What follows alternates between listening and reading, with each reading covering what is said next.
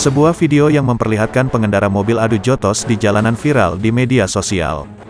Video viral itu diunggah akun Facebook Nisa Anissa. Dalam narasinya disebut, peristiwa adu jotos antar pengendara mobil minibus dan truk terjadi di Jalan Kabanjahe. Adu jotos terjadi di tengah Jalan Kabanjahe menurut pengirim video. Gak ada yang mau ngalah, akhirnya emosian dan cekcok mulut antar pengendara. Terlihat supir truk sempat mengeluarkan senjata dan akhirnya pengendara mobil merah pribadi mengambil batu dari lantai dan lemparkan ke kaca mobil Fuso. Kejadian jam 4 sore tadi Jumat, tanggal 26 November tahun 2021. Pengendara dihimbau untuk sabar di jalan, jangan emosi, tulis akun tersebut. Sontak hal ini menyita perhatian orang dan pengendara lain di sekitarnya.